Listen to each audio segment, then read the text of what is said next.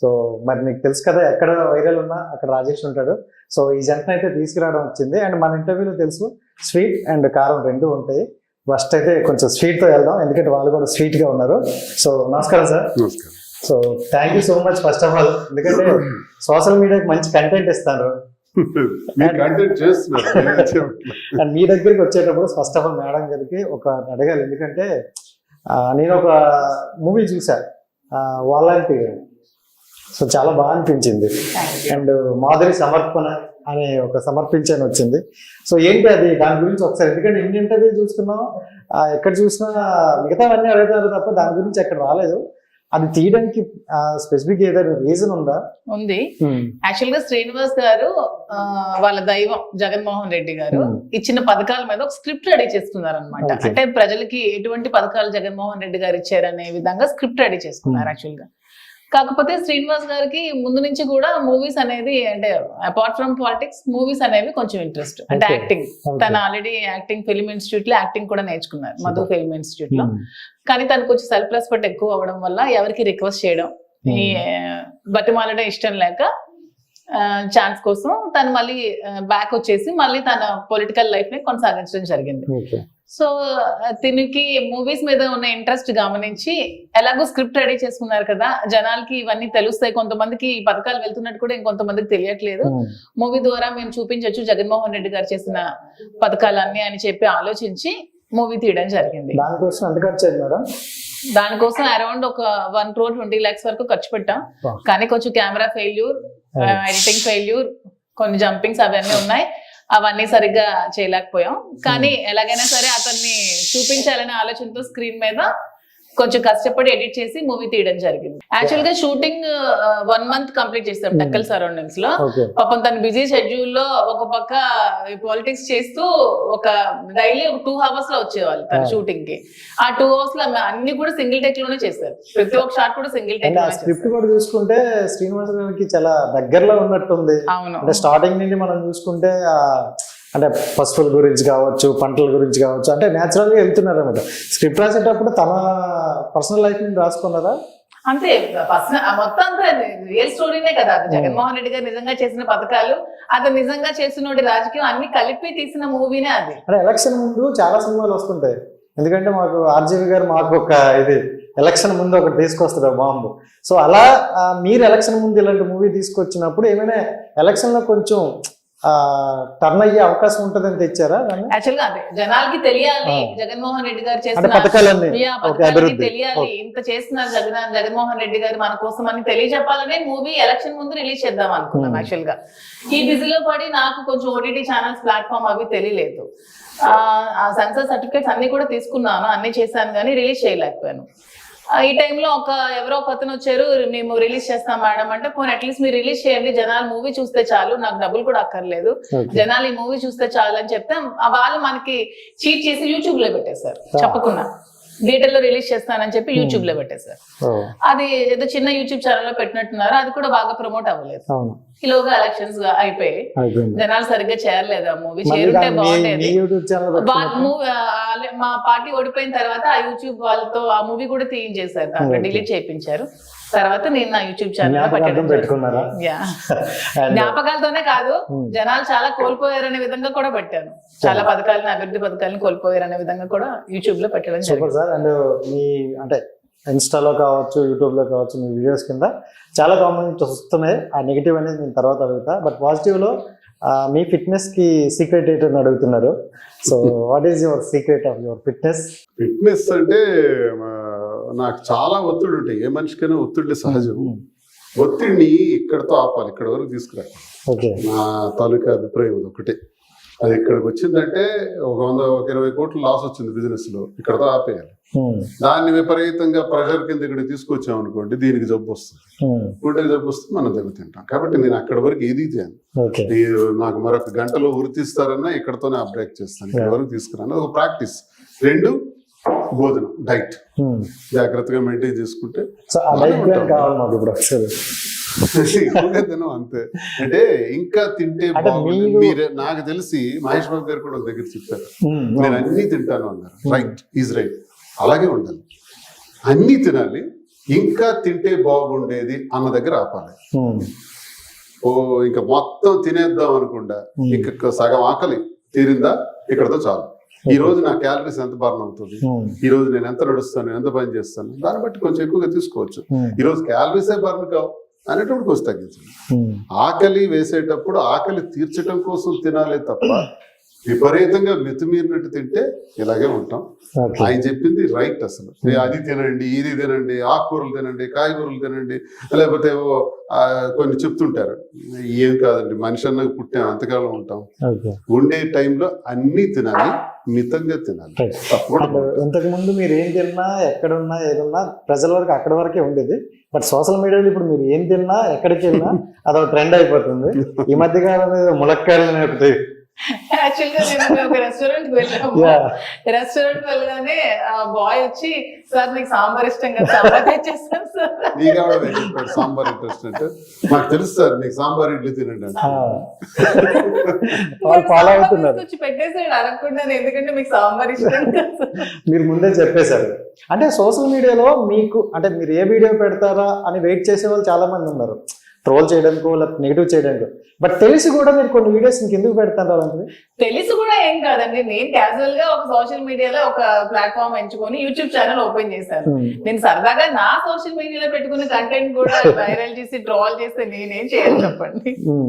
So ఇప్పుడు చెప్పండి, అంటే సార్ స్ట్రైట్ ఉన్నారు మా ఛానల్ తరఫున, తనకి ఏమంటే ఇష్టం ఏంటంటే ఒకటి చెప్తే. ఆల్రెడీ చెప్పాను, శ్రీనివాస్ గారికి వెజిటేరియన్ లో సాంబార్ ఇష్టం, పొటాటో ఫ్రై ఇష్టం, వంకాయ ఫ్రై ఇష్టం, గుత్తొంకాయ ఇష్టం, నాన్ వెజ్ లో నాటుకోడి ఎగురు ఇష్టం, ఆల్రెడీ ఇప్పుడు చేశాను, ఎగ్ ఇష్టం, ఫిష్ ఇష్టం, ప్రాన్ ఇష్టం, మటన్ లివర్ ఇష్టం. సో ఏదైనా నాకు అతను చెప్పినట్టు, సార్ చెప్పినట్టు ఏదైనా తినాలి, బట్ లిమిటెడ్ గా తినాలి. సూపర్. అండ్ ఇంకోటి చూసుకుంటే ఈ మధ్య కాలంలో బాగా వైరల్ అవుతుంది ఇష్యూ ఏంటంటే, so Tirumala issue. So pre wedding shoot అని అసలు ఏంటి సార్, దాని గురించి ఒక క్లారిటీ ఇచ్చేస్తే. చాలా మంది దానికోసం కొట్టేసేస్తారు. సో ఎందుకు వెళ్ళాల్సి వచ్చింది, సో మీడియాకి ఎందుకు ఇలా మొహం చాటేసుకున్నారు? తిరుపతి అన్నది మేము ఇప్పుడు చాలా సార్లు వెళ్ళాం, ఎవ్రీ మంత్ కూడా వెళ్తాం. ఎవ్రీ మంత్ వెళ్ళటం అదొక ఆనవాయితీ. ఎందుకంటే మేము మా ఇంటి ఇల్లు వెళ్తే వెంకటేశ్వర స్వామి ఎవ్రీ మంత్ వెళ్తాం. మా ఇంటి విలువ అది ఒక నెల అయిందంటే వెళ్ళకపోతే మైండ్ అంతా ఇంకటే ఉంటుంది, వెళ్ళి వచ్చేస్తాం స్వామిని చూసుకుని. శ్రీనివాస్, శ్రీకాంత్, శ్రీధర్, శ్రీహరి అని మేము 4 అన్నదమ్ములు, ఒకటి చనిపోయినాడు. ఇవన్నీ వెంకటేశ్వర స్వామి నామాలు. వారి పేర్లనే, వారి నామాలనే పేర్లుగా ఎందుకు పెట్టుకున్నాం? ఆయన భక్తులు మేము, ఆ ఇంటి విలువెల్పు మాకు. అలాంటి స్వామి దగ్గర ఎలా ఉండాలో, ఎంత జాగ్రత్తగా ఉండాలో, ఎంత నిష్ఠతో ఉండాలో బయలుదేరిన దగ్గర నుంచి మేము ప్లాన్ చేసుకుంటాం. నేను ఇలా ప్లాన్ చేసుకున్న మాకు మా వ్యక్తిగత జీవితాన్ని ఏదో ఒక రకంగా రాజకీయం చేయాలి. ఈ మధ్య లడ్డు వివాదం తీసుకొచ్చారు. లడ్డు వివాదం పైన సుప్రీంకోర్టు మాట చెప్పింది, విలువైన మాట చెప్పింది. మనకేమైనా ఇంగిత జ్ఞానం ఉంటే జాగ్రత్తగా ఒళ్ళు దగ్గర పెట్టుకుని మనం మాట్లాడాలన్నది సుప్రీంకోర్టు ఒక చంప మీద చర్చెట్టచ్చి చెప్పారు. ఏంటది? Don't make political dramas. రాజకీయంగా డ్రామాస్ ఆడకండి, దేవుణ్ణి మీ రాజకీయాల్లోకి తీసుకురాకండి అన్నారు. బ్రహ్మాండమైన మాట. అలా చెప్పారంటే సుప్రీంకోర్టు మనం ఎంత తప్పు చేస్తున్నామని అర్థం. లడ్డు వివాదం, ఓకే, సుప్రీంకోర్టు కమిటీ వేశారు, దానిపైన అదే వివాదం ఏంటన్నా తేలుతుంది. ఈలోగా మేము తిరుపతి వెళ్ళాం. ఈమె వెళ్ళకూడదా? ఎప్పుడు వెళ్తున్నాం కదా. ఈమె గతంలో బ్రహ్మోత్సవాల్లో కోలాటం చేశారు. బ్రహ్మోత్సవాలకు వెళ్ళినటువంటి అనుభవం చాలా సంవత్సరాల నుంచి ఉంది. ఈసారి అలాగే వెళ్ళాం, బ్రహ్మోత్సవాలు అవుతున్నాయని. దర్శనం చేసుకోవటానికి వెళ్ళేటప్పుడు మీరు ఒక్కసారి, నేను టీటీడీ వారికి కానీ విమర్శకులకు కానీ, కొన్ని ఛానల్స్లో చేస్తున్నటువంటి విమర్శకులకు కానీ, డిబేట్లో మాట్లాడుతున్న వాళ్ళకి కానీ, లేదా విశ్లేషకులు కూడా చాలామంది మాట్లాడారు. వాళ్ళందరికీ నేను ఒకటే చెప్తున్నాను, మీకు దమ్ము ఉంటే. నేను టీటీడీలో ఉదయం 5 గంటలకు అడుగు పెట్టాను 7వ తారీఖు. 7:30 కల్లా మా దర్శనం అయిపోయింది, వెళ్ళిపోయాం. అలాగే సాయంత్రం 4 గంటలకి మళ్ళీ బ్రహ్మోత్సవాల సందర్భంలో మాడ వీధులు 4 కూడా నడుచుకుంటా, స్వామివారు ఇంకా మరో 6 గంటలకు వస్తారు పురవీధుల్లోకి. ఆ వీధుల్లోకి వచ్చేటప్పుడు మనం ముందుగానే ఒకసారి స్వామి గారిని ప్రదక్షిణ చేసుకుందామని చెప్పి, ఆలయం చుట్టూ ప్రదక్షిణ చేసుకుందామని మాడ వీధిలో ఎక్కడో మెట్ల మీద జనంతోనే కలిసి కూర్చుందామని ఉత్తర మాడ వీధిలో ప్లేస్ ఎంచుకొని అక్కడ మేము కూర్చున్నాను. నేను ఆ కూర్చునే దానిలో నేను వెళ్తుండేటప్పుడు, తను వస్తుండేటప్పుడు చాలామంది ఎవరికి వాళ్ళు ఫోటోలు తీసుకుంటున్నారు, ఆలయాన్ని ఉద్దేశించి, అలంకరణను ఉద్దేశించి, స్వామివారి తాలూకు ఆలయాన్ని ఉద్దేశించి తీసుకుంటున్నారు. అలాగే మేము మా ఆయనకున్న వాళ్ళు కూడా ఎవరు తీసుకుని ఉండొచ్చు, అలా నడుచుకుంటూ వెళ్ళిపోయాం. మీడియా వాళ్ళు వెంట పడుతూనే ఉన్నారు. ఎందుకబ్బా ఏంటి ఇక్కడ ఏం జరుగుతుందని, ఏమనంటే కొంచెం ప్రశాంతంగా దేవుడి కోసం వచ్చాం కదా అని వాళ్ళని చెప్పినప్పుడు కూడా వినలా. ఈమె కూడా వెళ్తుంటే మా వివాహ విషయాలు అడగటం, ఇది దేవాలయం, ఇక్కడ మాట్లాడకూడదు, ఇక్కడ ఇది సందర్భం కాదని ఓరల్గా చాలాసార్లు చెప్పాం. ఆయన గుచ్చి మరి ప్రశ్నిస్తుండటంతో వివాదం కోర్టులో ఉంది కాబట్టి కోర్టులో తేలిన తర్వాతే మా వివరణ ఉంటుంది అని నేను చెప్పడం జరిగింది, తను అదే చెప్పడం జరిగింది. ఇలా ఒక డిఎస్పీ గారు, ఒక నిమిషం, ఒక డిఎస్పీ గారు వచ్చి మీరు ఇలా వాళ్ళకి అరెస్ట్ చేయకూడదని మీడియాని ఆయన పంపించారు. ఆయన పంపించేసి మీరు ఇక్కడ కూర్చోండి సార్ అని మా ఇద్దరికి చెప్పారు. దర్శనం అయిన తర్వాత మీరు వెళ్ళిపోవచ్చు అని చెప్పారు. ఆ విధంగానే మేము కూర్చున్నాం. నేననేది అంటే ఉదయం 5 నుంచి 7:30, 8 వరకు ఉన్నాను. అలాగే సాయంత్రం 4 నుంచి ఇంచుమించు రాత్రి 7:30, 8 వరకు ఉన్నాను. ఒకసారి టీటీడీ వారి దగ్గర క్లిప్పింగ్స్ ఉంటాయి, వీడియో సర్వేలెన్స్ కెమెరాస్ ఉంటాయి, అవి రప్పించుకోండి. ఆ ఛానల్స్ వాళ్ళు, విశ్లేషకులు అందరూ రప్పించుకోండి, ఆర్టీఐ ద్వారా పెట్టుకోండి. అక్కడ ఎక్కడైనా సరే మేము రీల్స్ తీసినట్టు కానీ, అపచారం చేసినట్టు కానీ, ప్రీ వెడ్డింగ్ షూట్ చేసినట్టు కానీ, నేను బ్లూ షర్ట్ ఆమె రెడ్ సారీ, మేమిద్దరం ఫోటోలు తీసుకున్నట్టు కానీ, ఆలయ ప్రాంగణం ఒక్కటంటే ఒక్కటి ఉంటే ఏ శిక్షకైనా మేము రెడీ. అదే కదా మేము చెప్తున్నాం. మీరే అన్నారు కదా, ఇక్కడ ఏం తింటున్నాం, ఏం చేస్తున్నాం, కారు ఎక్కామా, కారు దిగామా, ఎందుకండి ఇవన్నీ? దువ్వాడ శ్రీనివాస్గా మీకు టార్గెట్ ఉంటే కూటమి పార్టీకి కానీ, కూటమి పార్టీలకు కానీ, లేకపోతే నేనంటే పడని వ్యక్తులకు కానీ, 5 సంవత్సరాలు అధికారంలో ఉన్నాను, ఎమ్మెల్సీగా కూడా మేము ఉన్నాం. నేనేమైనా అవినీతి చేశానా, దోపిడీలు చేశానా, భూకబ్జాలు చేశానా, అధికార దుర్వినియోగం చేశానా, లంచం తీసుకున్నానా? తీయండి, తీసి నా పైన కేసులు కట్టండి, నన్ను జైల్లో పెట్టండి, నేను చేసిన నేరాలన్నీ ప్రజలకు తెలియజేయండి. ఇది దమ్ము అంటే, ఇది సిద్ధాంతపరంగా ప్రతిపక్షాన్ని ఎదుర్కోవడం అంటే. అంతేగాని నేను తిరుపతి వెళ్తే మీకు వచ్చిన నష్టం ఏంటండి? గతంలో మీరు మాట్లాడే మాటలు అంటే అధికారంలో ఉన్నప్పుడు కొన్ని మాట్లాడారు కొంతమంది, అంటే ఇది 3 పెళ్లిళ్ళ గురించే మాట్లాడారు. సో అప్పుడు మీరు ఆడే మాటలు ఇప్పుడు మీరు చేస్తున్న పనులకి వాళ్ళు అలా నెగిటివ్ గా చేస్తున్నారు అనుకోవచ్చు కదా? చేయొచ్చు, తప్పేం లేదు. నేను పవన్ కళ్యాణ్ అనేటటువంటి వ్యక్తి ఈ రాష్ట్ర చరిత్రలో నాకు తెలిసి 2 రాష్ట్రాల్లో కూడా విమర్శలు అనేది ఘాటుగా విమర్శించడం అనేది ఆయనే ప్రారంభించారు. నాకు తెలియదు, నేను ఇప్పుడు 25 సంవత్సరాల నుంచి రాజకీయాల్లో ఉన్నాను, 2000 సంవత్సరం నుంచి ఉన్నాను. 2008 నుంచి పవన్ కళ్యాణ్ని మనం రాజకీయాల్లో చూసాం. ఆయన 2014 అని చెప్తారు, కాదు 2008. 2008లో నేను పిఆర్పిలో ఉన్నాను. రాజ్యంలో నేను పాదయాత్ర చేసేటప్పుడు చిరంజీవి గారి పిలుపు మేరకు నేను వెళ్ళాను. చిరంజీవి గారు nice gentleman, very nice gentleman Chiranjeevi గారు. నేను ఎప్పుడు ఆయనకు గౌరవిస్తాను. వెళ్ళిన రోజు నుంచి పార్టీ కాంగ్రెస్ పార్టీలో కలిపే వరకు చాలా గౌరవంగా, చాలా విలువనిచ్చి నాకు చూశారు, టికెట్ ఇచ్చారు. నేను ఓడిపోయిన తర్వాత కూడా నా మీద గెలిచిన వ్యక్తి మరణిస్తే ఆ నెల రోజుల్లోనే ఎన్నికలు వచ్చేటప్పుడు స్వయంగా చిరంజీవి గారు వచ్చి దగ్గరుండి నా చేత నామినేషన్ వేయించారు. ఆ కుటుంబంతో నాకు సత్సంబంధం ఉంది, ఆ కుటుంబంతో నాకు కొన్ని అనుభవాలు ఉన్నాయి. జనసేన కార్యకర్తలు ఈ జనరేషన్కి చెందిన బుద్ధి లేకుండా మాట్లాడుతున్నారు. మీరందరూ 2014 నుంచి పవన్ కళ్యాణ్ గురించి మాట్లాడుతున్నారు. అసలు పవన్ కళ్యాణ్ అనేటటువంటి ఒక బ్రాంచ్కి ఒక మహావృక్షం ఎవరంటే చిరంజీవి గారు. చిరంజీవి గారిని ఎవరు మర్చిపోకూడదు. చిరంజీవి గారు ఈజ్ ద ఒక లెజెండరీ పర్సనాలిటీ. అలాంటి మహావృక్షం నుంచి వచ్చిన వాళ్ళే బ్రాంచెస్ ఇవన్నీ. 2014 నుంచి మాట్లాడతారేంటి? మేము జనసేన, మేము పవన్ కళ్యాణ్, ఇవన్నీ ఏంటబ్బా? 2008 నుంచే నేను ఉన్నానబ్బా. చిరంజీవి గారితో 2008 నుంచి ట్రావెల్ చేశాను. ఆయన కాంగ్రెస్ పార్టీలో కలిపేసినప్పుడు అప్పటికే మాది కాంగ్రెస్, యాక్చువల్గా నా లైఫే నా కాంగ్రెస్. అలాంటిది కాంగ్రెస్లో కొన్ని కారణాల వల్ల ఎమ్మెల్సీ ఎన్నికల్లో ధర్మాన ప్రసాదరావు గారి నిర్ణయంకి వ్యతిరేకంగా నేను పనిచేశానని నాకు పార్టీ నుంచి సస్పెండ్ చేశాను. అప్పుడు నేను జిల్లా పరిషత్ వైస్ చైర్మన్. సస్పెండ్ చేసిన కారణంగా ఆ పార్టీకి నేను దూరం అవ్వాల్సి వచ్చింది. ఆ తర్వాత నేను పాదయాత్ర చేశాను కాన్స్టిట్యున్సీలో. చిరంజీవి గారు నన్ను పిలవటం జరిగింది, చిరంజీవి గారితో ఉన్నాను. చిరంజీవి గారి పార్టీని కాంగ్రెస్లోనే కలిపేస్తుంటే నేను కాంగ్రెస్లోకి వెళ్ళలేని పరిస్థితి. ఎందుకంటే గతంలో కాంగ్రెస్ నుంచే నాకు ఇబ్బంది వచ్చింది కాబట్టి, ఆ లీడర్స్తో ఇబ్బంది వచ్చింది కాబట్టి నేను వెళ్ళలేని పరిస్థితి. ఆ పరిస్థితుల్లో నేను ఇండిపెండెంట్గా ఉండిపోయాను. ఆ తర్వాత జగన్మోహన్ రెడ్డి గారు రాజకీయాల్లోకి రావటం, పార్టీ పెట్టడం, రాజశేఖర రెడ్డి గారు మరణానంతరం మళ్ళీ పాతగా ఏ రాజశేఖర రెడ్డి గారు అయితే నాకు జిల్లాకు పరిచయం చేశారో, దువ్వాడ శ్రీనివాస్ అని జిల్లాకు పరిచయం చేసిందే డాక్టర్ వైఎస్ రాజశేఖర రెడ్డి. ఆయనతో నేను అత్యంత అనుచరుడిగా ఉండేవాడిని. ఆయన ఆశస్సులతోనే ఇలా ఈ స్థాయికి వచ్చిన నేను కుమారుడు జగన్మోహన్ రెడ్డి గారితో కూడా ఇప్పుడు కంటిన్యూస్గా అదే ఒక గొప్పగా వ్యక్తిగా నాకు ఒక దైవంగా నేను భావిస్తూ జగన్మోహన్ రెడ్డి గారితో ఉంటున్నాను. అంతేగాని నేను అన్నది ఏంటంటే సార్, ఇంత రాజకీయ జీవితంలో ఇది నా పర్సనల్ ఇష్యూ. నా పర్సనల్ ఇష్యూని అలా పరుషంగా మాట్లాడే అలవాటు ఉన్న పవన్ కళ్యాణ్ గారు మంత్రులకి చెప్పులు చూపించడం, చెప్పించి కొడతానని, చెయ్యిందని చేస్తా, దగ్గరకు వస్తే కొట్టేస్తానని, నాకౌట్ వాళ్ళు ఎవరైనా చేయలేదు సార్. ఆయన అన్న మాటలు. తర్వాత జగన్మోహన్ రెడ్డి గారిని నువ్వెంత, నీ స్థాయి ఎంత అనటం, ఇవి నాకు చాలా కోపాన్ని తెచ్చింది. ఓకే. జగన్మోహన్ రెడ్డి గారు నా వ్యక్తిగతంగా నాకు కోపాన్ని వచ్చింది. జగన్మోహన్ రెడ్డి గారి గురించి మాట్లాడితే నాకు తట్టుకోలేక చాలా గట్టిగా కౌంటర్స్ ఇచ్చాను, గట్టిగా ఇచ్చాను. ఇస్తాను కూడా, అప్పుడు ఇవ్వటమే కాదు ఇప్పుడు ఇస్తాను, సిద్ధాంతపరంగా ఇస్తాను, సిద్ధాంతపరంగా మాట్లాడతాను, రాజకీయంగా మాత్రం మాట్లాడతాను, వ్యక్తిగతంగా నేను పోను. ఆ దశలో మీలాగే ఒక విలేకరు నన్ను అడిగారు, ఇలాగా పవన్ కళ్యాణ్ 3 పెళ్ళిళ్ళ గురించి మాట్లాడతారు, కరెక్ట్ కాదు అని నేను అన్నాను ఆ రోజు. ఎస్, అదే మనిషి ఇప్పుడు నాకు మీరు అడుగుతున్న ప్రశ్న ఏంటంటే, మీరు ఆ రోజు పవన్ కళ్యాణ్ విమర్శించారు కదా, ఇప్పుడు నాకున్న పరిస్థితులు, నాకున్న నేపథ్యం, నాకున్న కుటుంబ గొడవలు ఇవన్నీ పోసుకొచ్చినట్టు ప్రతి ఒక్కరికి చెప్పాను. అందరికీ తెలిసిందే, మీకు తెలిసిందే. ఆ కుటుంబ నేపథ్యంలో మాకు వచ్చిన గొడవల వల్ల మేము ఈ నిర్ణయం తీసుకోవాల్సి వచ్చింది.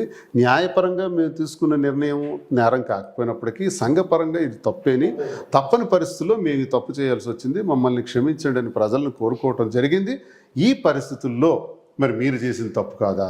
ఓకే, పవన్ కళ్యాణ్ చేసినా నేను చేసినా తప్పే, ఎవరు చేసినా ఇది తప్పే. నేను నిర్భయంగా చెప్తున్నాను, తప్పు చేశాం కాబట్టి ఈ తప్పుని సమాజంలో మేము తప్పుగానే మిగిలిపోతుంది కాబట్టి దీన్ని వ్యక్తిగతాలకు ఎవరు వెళ్ళకండి. జనసేన కార్యకర్తలకు కానీ ఎవరికే నేను కోరేది అదే. మీరు వ్యక్తిగతంగా వెళ్ళి లేనిపోని ట్రోల్స్ చేసి ఇష్టానుసారంగా నేను ఒక మీరు ఈ వీడియో మీరు పెడతారు రేపు చూడండి, కింద వచ్చేవన్నీ జనసేన బ్యాచ్, టీడీపీ బ్యాచ్ నుంచి, ఐటీడీపీ నుంచి వస్తున్నాయి. అప్పుడు వాళ్ళకి నేను ఖండన ఇవ్వాలి కదా, నేను ఖండించాలి కదా. ఎలా ఊరుకుంటాను? ఖండిస్తాను. నేను ఇది ఈ మాటలు అంటుంది ఎవరైతే నన్ను విమర్శించారో, ఎవరైతే విశ్లేషకుల పేరుతో చెప్పుకొని ఇష్టానుసారంగా చెప్పేస్తున్నారో వాళ్ళ సొంతానికి, ఏ ఛానల్స్లో అయితే వ్యతిరేకంగా మాట్లాడుతున్నారో వాళ్ళకి సమాధానంగా ఇది నేను చెప్పాను. కాబట్టి పర్సనల్ ఇష్యూస్కి ఇంకొద్దు. చూసుకుంటే దువ్వాడ శ్రీనివాసరావు అనే వ్యక్తి అంటే గొడవలు ఉన్నాయి, తనకి ఎవరు కౌంటర్ ఇస్తే వాళ్ళకి రీకౌంటర్ ఇస్తారు, ఇవన్నీ అందరికీ తెలిసిందే. బట్ ఈ ఒక 1.5 year నుండి చూసుకుంటే ఇలాంటిది అంటే మాధురి అనే ఒక వ్యక్తి వల్ల మీకు ఇలాంటి ఇష్యూ వస్తుంది, లేకపోతే ఇలాంటి ట్రోల్స్ వస్తాయని ఎప్పుడైనా అనుకున్నారా? లేకపోతే మళ్ళీ మనకి ఎందుకు ఈ ట్రోల్స్ సో అని సైడ్ అవుదామని ఎప్పుడైనా అనిపించిందా? సార్, నేను ఒక నిర్ణయం తీసుకున్నప్పుడే ట్రోల్స్ గురించో విమర్శల గురించో ఆలోచించే తీర్మానం కాదు. ఒక నిర్ణయం మనకి ఫస్ట్ మనిషికి ఈ భూమి మీద వ్యక్తిగతం ఉంటుంది. వ్యక్తిగతంగా నేను ఎలా ఉండాలి, ఎందుకంటే ఎవరైనా ఎంతకాలం ఉంటాం, పుట్టిన కొద్ది రోజుల తర్వాత అందరం పోతాం. పోయే ఈ టైంలో ఎలా ఉండాలనేది నిర్ణయం తీసుకుంటాం. ఆ నిర్ణయంలో భాగంగా నేను తీసుకున్న నిర్ణయం ఒకవేళ కరెక్ట్ కాదని ట్రోల్స్ వస్తే అది సమాజం వాళ్ళ విమర్శకుల తాలూకా బాధ. దానికి నేను తలొంచి, దానికి నేను భయపడి, ఆ విమర్శలకు భయపడి నేను తలొగ్గే పరిస్థితి లేదు. నా నిర్ణయం ఇది, నా కుటుంబ పరిస్థితులు ఇవి, నా వ్యక్తిగత పరిస్థితులు ఇవి, ఈ పరిస్థితులను బట్టి నేను ఈ నిర్ణయం తీసుకోవాల్సి వచ్చిందని స్పష్టంగా తెలియజేశాను. అందుకే చెప్తున్నాను, నేను చొక్కా విప్పాను కాబట్టి నా పుట్టుమచ్చలు ఏంటో అందరికీ తెలిసాయి. అంటే కొంతమంది ఏమంటున్నారంటే దువ్వాడ శ్రీనివాసరావు అనే ఒక వ్యక్తికి ఫేమ్ ఉంది, ఆస్తి ఉంది, దాన్ని చూసి మాధురి గారు వచ్చారు, సో కొంత టైం వచ్చిన తర్వాత ఈవిడ కూడా అర్ధంతరంగా వదిలేసి వెళ్ళిపోతారు అని అంటారు. సో దానికి ఏంటి ఆ క్వశ్చన్ కి ఆన్సర్ నేను చెప్పకూడదు, ఆ క్వశ్చన్ కి ఆన్సర్ కూడా శ్రీనివాస్ గారే చెప్పాలి. నా దగ్గర ఏ ఆస్తి లేదు.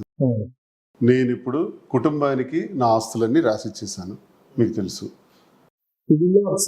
ఈ ఇల్లు నేనే కట్టాను, కానీ ఇల్లు కట్టక ముందు చెప్తాను. ఇల్లు కట్టక ముందు ఎన్నికల్లో రకరకాలుగా ఒక 6-8 నెలల్లో నాకు 2 సంవత్సరాల నుంచి భోజనాలు అన్ని ఏర్పాటు చేసిన మాధురియే ఎన్నికల్లో కూడా చాలా ఖర్చు పెట్టారు.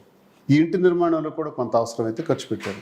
ఈ ఇంటి నిర్మాణం రిజిస్ట్రేషన్కి సంబంధించి 60 లక్షలు పార్వతీశం గారు అనే వ్యక్తికి ఇవ్వాలి. అంటే ఇంచుమించు 3-3.5 కోట్ల వరకు దీని మీద అప్పు ఉంది. ఈ అప్పున్న పరిస్థితిలో నా వాణి వచ్చి ఇంటిని కూడా రాసిచ్చేయి అంటే రకరకాల భావాలతో వచ్చారు ఆమె. ఒకటి తండ్రి దగ్గరికి పిల్లలు వస్తే డోర్ తీయడా, రెండో రోజు వచ్చి ఆమె తలుపులు విరగొట్టి బ్లేడ్స్ పెట్టి కట్ చేసి ఎంటర్ అవ్వాలని చూశారు.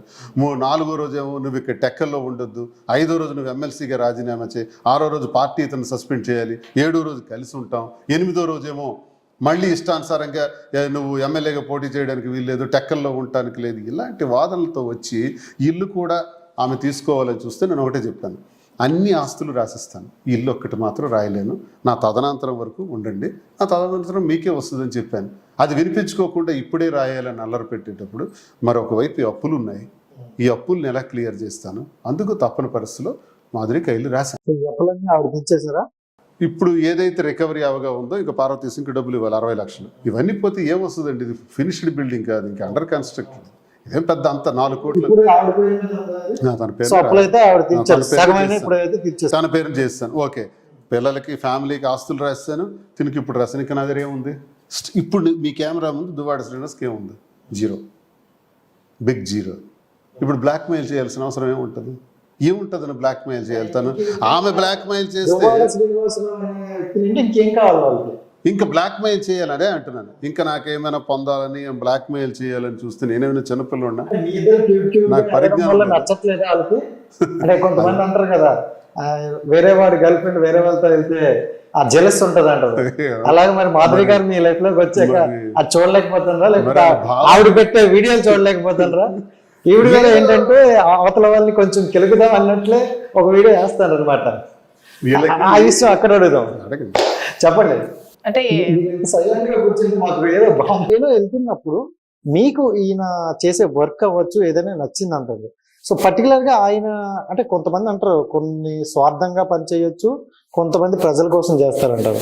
సో శ్రీనివాసరావు గారు స్వార్థం కోసం చేస్తారా, ప్రజల కోసం చేస్తారా? స్వార్థంగా పనిచేసే నాయకుడు అయితే ఈ పాటకి కొన్ని వేల కోట్ల అతని దగ్గర ఉండాలి, అన్ని తిరిగి పోగొట్టుకున్నారు. మరి స్వార్థంగా థర్మల్ పవర్ ప్లాంట్ కదండి, అది జరిగినప్పుడు వాళ్ళు వచ్చి ఇతనికి 30 crores అమౌంట్ ఆఫర్ చేశారు, ఒక సూట్ కేసా పట్టుకొని. అది నియోజకవర్గం ప్రజలందరికీ తెలుసు. తృణప్రాయంగా అసలు అది వద్దని చెప్పి తను అక్కడి నుంచి వాళ్ళని పంపించడం జరిగింది. అంత నిజాయితీ ఉన్న మనిషి. ఈ రోజుల్లో 30 crores ఏంటి యాడ్ చేయడం? యా, ఈ సీన్ ఇంకా చూపించలేదు యాక్చువల్ గా. నిజంగా వాళ్ళు 30 crores అమౌంట్ తీసుకొచ్చి ఇతనికి ఆఫర్ చేయడం జరిగింది. అసలు అతను తీసుకోలేదు. అప్పట్లో వాణి చాలా ప్రెజర్ చేసింది ఇతనికి తీసుకోమని. అప్పటి నుంచి కూడా గొడవలు ఇంకా ఎక్కువయ్యాయి. ఆవిడ తీసుకోమని, నాకు ప్రజలు ఈ నీతి నిజాయితీ నాకు వద్దు, డబ్బే కావాలని చాలా ప్రెజర్ చేసింది ఇతనికి. అయినా అసలు తీసుకోలేదు. అంత నిజాయితీ ఉన్న మనిషి. ఆ రోజుల్లో 30 crores అంటే ఇప్పటికే ఒక 3000 crores తో సమానం అనమాట. అప్పట్లో కూడా అంత అతను వద్దని చెప్పి రిటర్న్ పంపించినటువంటి మహోన్నతమైన వ్యక్తి దువ్వాడ శ్రీనివాస్ గారు. ఆ ప్లేస్ లో మీరున్నా తీసుకుంటారు, మేబీ నేనున్నా తీసుకుంటానేమో. మనం అలా ఆలోచిస్తాం ఒక మూమెంట్ లో, ఎందుకంటే మనీ కదా అని. అస్సలు అలా అదే తను 35 గ్రామాలండి, 35 గ్రామాలు ఒక పవర్ ప్లాంట్, థర్మల్ ప్లాంట్ పెట్టడం వల్ల మత్స్యకారులు, స్వదేశీ మత్స్యకారులు, రైతులు జీవన విధానం దెబ్బతింటారు. ఆ 35 గ్రామాలు లీడ్ చేసి నేను చేసిన పోరాటం, ఆ థర్మల్ ప్లాంట్ని తరిమి కొట్టాం. కేంద్రమే స్పందించినట్టు, కేంద్రమే రియాక్ట్ అవుతూ జయరాం రమేష్ గారు ఆ ప్లాంట్ రద్దు చేశారు మా యుద్ధానికి. మేము 1600 మంది ముద్దాయి 2009 నుంచి 14 వరకు జరిగింది. అందులో నేనే లీడ్ చేశాను. నేను 1600 మంది ముద్దాయిలో, మేము 1600 మంది జైల్లో. నా మీద 18 కేసులు, 7 మర్డర్ కేసులు. సోషల్ మీడియా అప్పుడు ఉంటే ఇంకా బాగుండేమో. చాలా పెద్ద ఇష్యూ. ఎందుకంటే ఈ జీరో అనుకునే వ్యక్తి ఆ రోజు హీరో అంటారు కదా. 200 పోలీస్ ఇంటిని సరెండర్ చేశారు. 200 పోలీస్ బయటకు వస్తే కాల్ చేయటం. ఇది 2011 ఫిబ్రవరి 22వ తారీఖు. 25న పోలీస్ కాల్పులు జరిగాయి, 3 చనిపోయారు. నన్ను జైల్లో పెట్టేశారు. ఒకవేళ 22 నేను బయటికి వస్తున్నప్పుడు నన్ను కాల్చేద్దామని చూశారు. కొంతమంది సీనియర్ ఆఫీసర్స్ నన్ను అరెస్ట్ చేసేసారు. అరెస్ట్ చేసి అక్కడ ఫైరింగ్ ఓపెన్ చేశారు. లేకపోతే నేను పోయి ఉండేవాడిని. నాకు దీనిలో నేను పోవటానికి సిద్ధపడి వెళ్ళాను ఉద్యమానికి. అంటే ఇలాంటివి చూసి ఆలోచించారు. అంటే నాకు వామపక్ష భావాలు మొదటి నుంచి కమ్యూనిస్ట్ భావాలు ఎక్కువ ఉండేటువంటి. ఏదైనా సరే నిజాయితీ. అందుకే మీరు ఎవరైనా నా జన్మ శత్రువుకైనా చెప్పమనండి నేను లంచం తీసుకున్నానని. జన్మ శత్రువు టెక్కర్లో ఉంటారు, అలాంటి వాళ్ళకి ఇలా చెప్పమనండి. లంచం తీసుకున్నానని కానీ, లేకపోతే అధికార దుర్వినియోగం చేశానని కానీ, ఒకటి దగ్గర తిన్నానని కానీ చెప్పమనండి. ఇది నాకు రావు.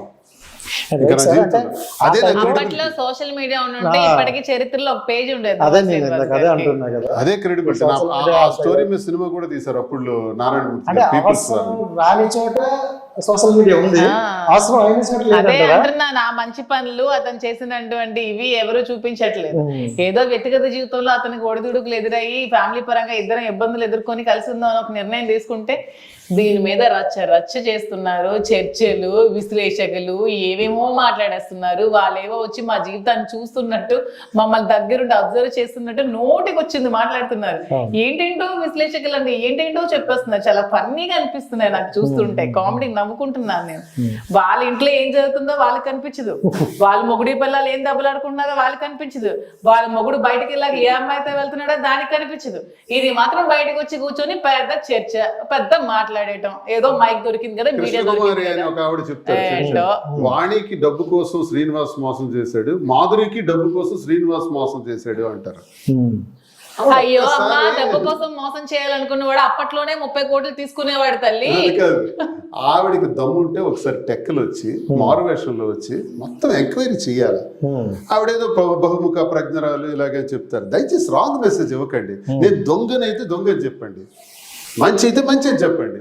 కానీ పార్టీ పరంగాను ఇంకో జానర్లోకి వెళ్ళిపోయారు అనుకోండి, మీ విశ్లేషణ కరెక్ట్ అవ్వదు. కృష్ణకుమారి గారు ఇలాంటి పెద్ద ఆవిడకి నేను చెప్తున్నాను, మీరు వచ్చి తీసుకోండి. దువ్వాడ శ్రీనివాస్ లంచమే తీసుకునే వ్యక్తి కింద ఈ నియోజకవర్గంలో ఉంటే, ఆఫ్టర్ ఆల్ ఒక స్త్రీ ధనం కోసం అసలు ఆలోచించేవాడు.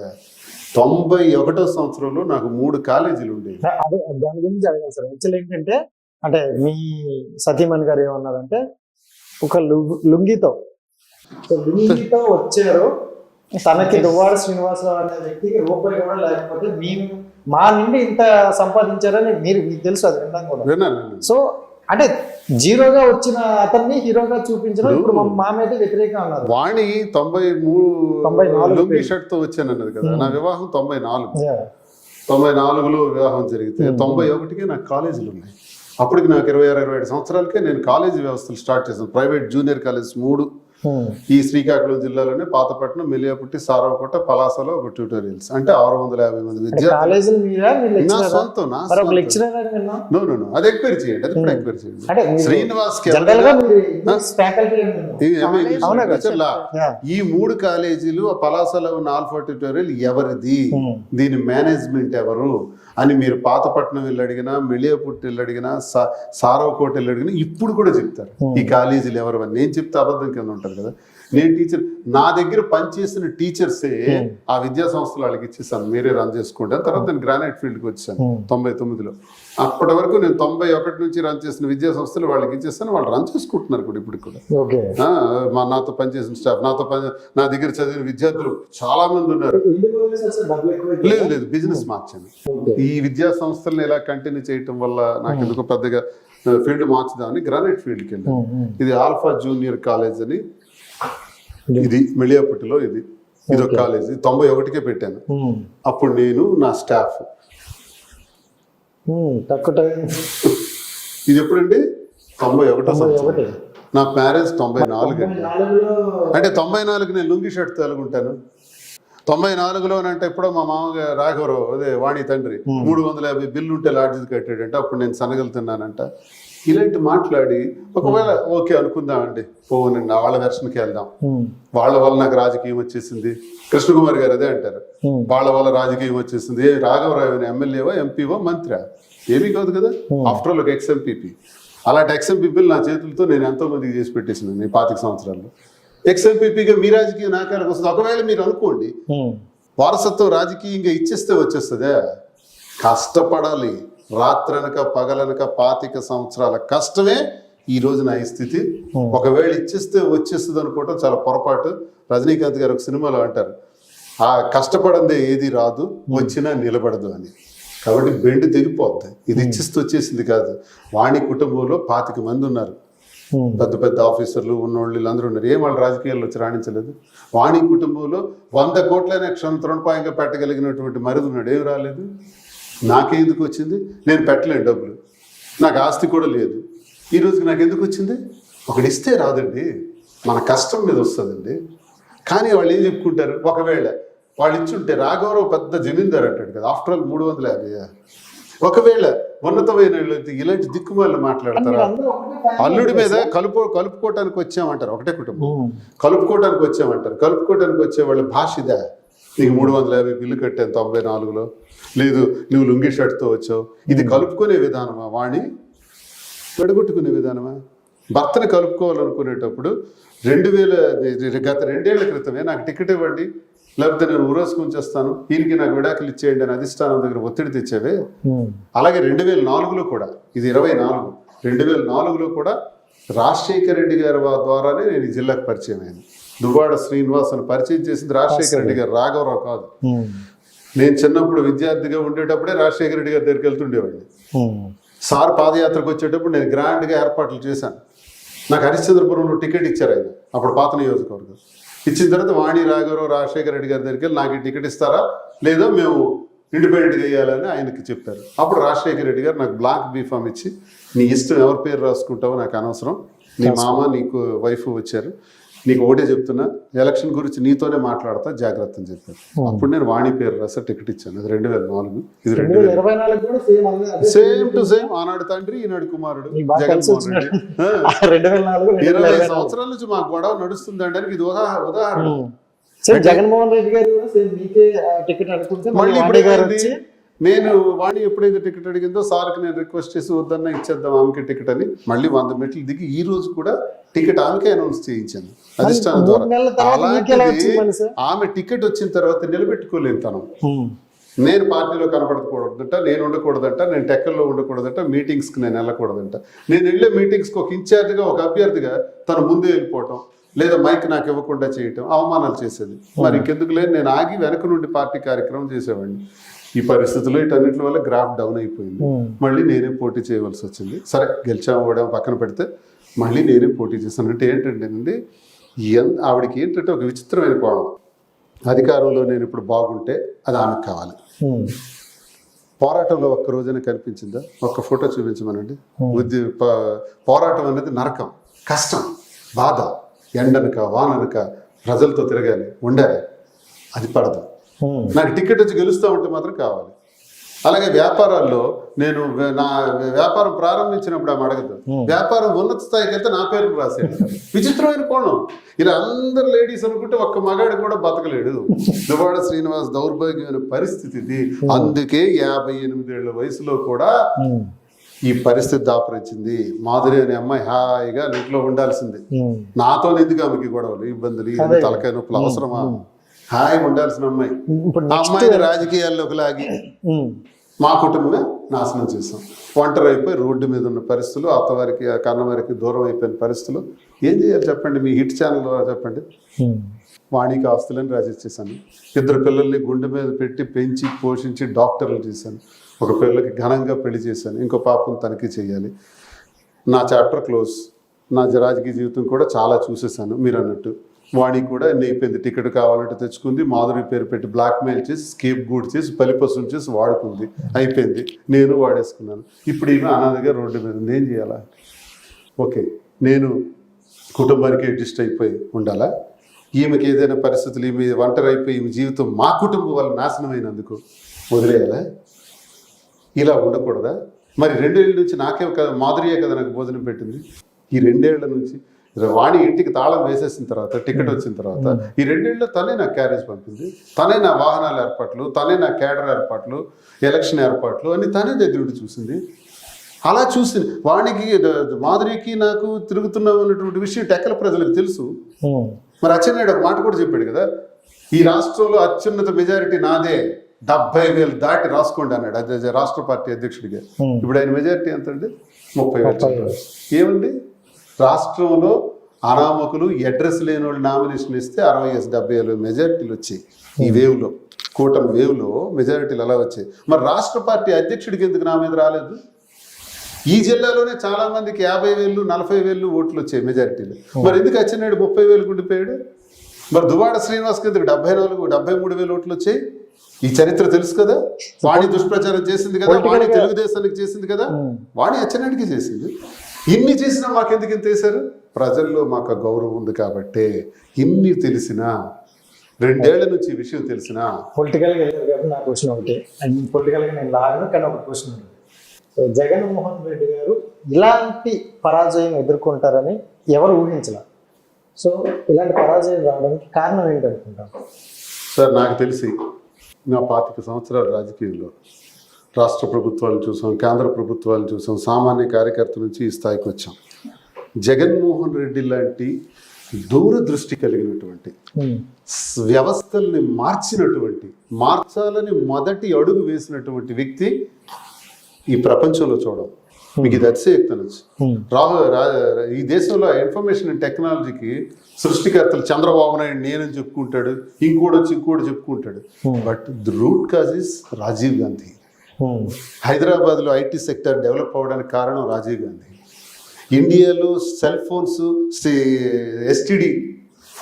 ఎస్టీడీ బూత్స్ రావడానికి కారణం రాజీవ్ గాంధీ. చరిత్రలో ఎవడో ఒకడు ఉంటాడు సార్, ఆయనే అంకురార్పణ చేస్తాడు sir. Is the main person for all this information and technology. చెప్పుకుంటాం మనందరం మేమే చేసామని, అది వేరు. అలాగే వ్యవస్థలు, ఒక పెన్షన్ కావాలన్నా, ఇల్లు కావాలన్నా, రేషన్ కార్డు కావాలన్నా, ఆధార్ కార్డు కావాలన్నా, క్యాస్ట్ సర్టిఫికేట్ కావాలన్నా, ఇన్కమ్ సర్టిఫికేట్ కావాలన్నా, డెత్ సర్టిఫికేట్ కావాలన్నా, బర్త్ సర్టిఫికేట్ కావాలన్నా, తహసీల్దార్ ఆఫీసులు, ఎంపీడీ ఆఫీసులకు వెళ్ళే దౌర్భాగ్యమైన పరిస్థితి ఈ దేశంలో. మహాత్మా గాంధీ గారు చెప్పారు, గ్రామ సచివాలయాలు రావాలి, గ్రామ సచివాలయాలు పట్టుగొమ్మలు అన్నారు. ఎవడైనా ఆచరించాడా? మొట్టమొదటిసారిగా భారతదేశంలో సచివాలయ వ్యవస్థని ఇంట్రడ్యూస్ చేసినటువంటి ఘనపాటి. సచివాలయం అంటే అర్థం ఏంటి? ప్రధానమంత్రితో ఉండే అధికార యంత్రాంగానికి సచివాలయం అంటాం. అలాగే ముఖ్యమంత్రి గారితో ఉండే అధికార యంత్రాంగానికి ఆఫీస్ని సచివాలయం అంటాం. మరి ఇదేంటిది? గ్రామ సచివాలయం. 50 ఏళ్లకు వాలంటీర్, 540 రకాల సేవలు అందిస్తారు. హిట్ టీవీ యాప్, ఇందులో short news, live news, entertainment shows, movies, digital magazines తో పాటు మీ జిల్లా వార్తలను కూడా ఫ్రీగా చూడొచ్చు. అంతేకాదు కేజీ నుంచి పీజీ వరకు విద్యార్థులకు స్కాలర్షిప్ కూడా అందిస్తున్నాం. ప్రతి వారం 10 మందికి లక్కీ డ్రా ద్వారా ఒక్కొక్కరికి 10,000 రూపాయలు అందిస్తున్నాం. ఇంకెందుకు ఆలస్యం? వెంటనే హిట్ టీవీ యాప్ ని డౌన్లోడ్ చేసుకుని ఫ్రీగా ఎంటర్టైన్మెంట్ పొందండి. Hit TV app. Hit TV app. Please download hit TV app. Hit TV app ని ఫ్రీగా డౌన్లోడ్ చేసుకొని ఎంజాయ్ చేయండి. మీకు నచ్చిన ఎంటర్టైన్మెంట్ కోసం హిట్ టీవీ యాప్ ని ఫ్రీగా డౌన్లోడ్ చేసుకుని ఎంజాయ్ చేయండి. హిట్ టీవీ యాప్ ని డౌన్లోడ్ చేసుకుని ఆస్వాదించండి, ఆశీర్వదించండి. ఇంతమంది సెలబ్రిటీలు హిట్ టీవీ యాప్ ని డౌన్లోడ్ చేసుకోండి అని చెప్తున్నారంటే ఎంత మంచి యాప్ ఆలోచించండి. అమెరికా అమెరికాలో చదవాలనుకునే వాళ్ళకి విశ్వసనీయమైన పేరు మన శౌర్య కన్సల్టెన్సీ.